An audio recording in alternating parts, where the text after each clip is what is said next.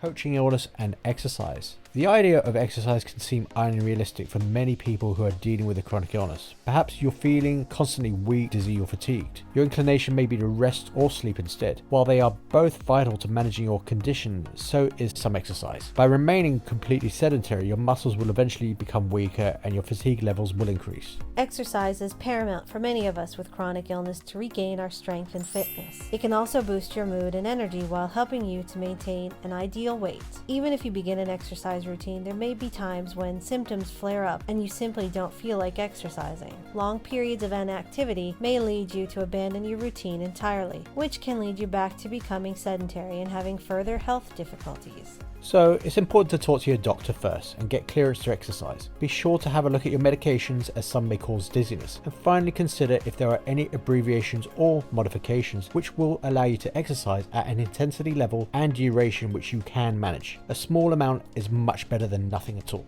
We have several more ideas we would like to share with you. Before doing so though, we ask if you could support this channel by clicking on the subscribe button and hitting the notification bell. This will ensure that the channel gets boosted in the YouTube algorithm and more people will be able to access the information. Now, back to the remaining ideas and suggestions. Yoga is one of the most effective physical activities for coping with illness. It basically involves moving your body in order to increase strength, stamina, flexibility, and mobility. There are many types of yoga, including Ashtanga, Bikram, Power, Hatha, and Yin. Some of these styles are more intense, with movements performed at a faster pace while requiring more advanced levels of balance, flexibility, and mobility. Other styles encompass a less intense and more gentle static approach. Now, I've practiced yoga from before the beginning of my illness, and although there are plenty of people who are far more mobile and flexible than I am, it's benefited my health tremendously. Even though certain yoga classes may be beyond the capabilities of many people dealing with chronic illness, the following options can make it more manageable. First, follow yoga videos. This is a good place to start for those who are mainly housebound. I'm currently using a yoga app, but there are lots of good videos on YouTube.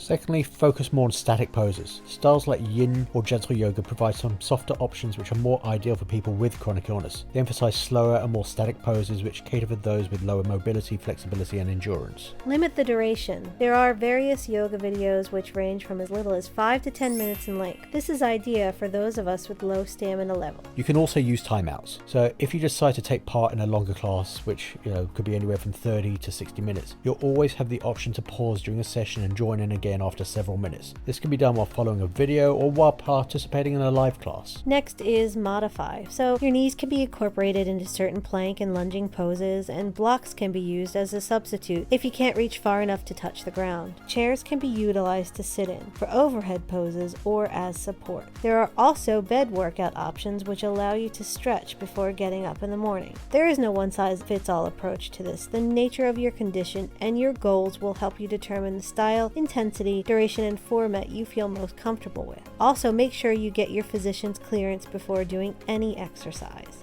Regardless of what you prefer, it can have the following benefits. Number 1 is movement. Improving your mobility and flexibility will help you move around with greater ease during everyday life. Number 2 is realignment. Remaining in static, seated, or lying positions for long durations will overactivate some muscles while causing opposing muscles to be weakened. Yoga will help realign the balance of both and reduce the discrepancy between muscle groups. Number 3 is improvements in physical health. Now, yoga has been linked to improvements in respiration, cardio fitness, circulation, as well as maintaining a balanced metabolism, weight reduction, and protection from injury. And number 4, mental health. Yoga incorporates deep breathing and relaxation techniques which help alleviate anxiety. Additionally, it's linked to increases in energy and consequently optimism.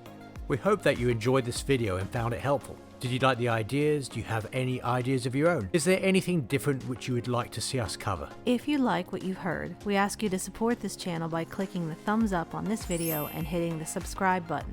Please also use the share button to pass this information around to anyone who may benefit from it. Check out the written blog version of this video by clicking the link below and visiting our website. You can also find us on Facebook, Instagram, and Twitter under Empower Illness Coaching. To find out more about who we are, feel free to visit the video about our illness journey.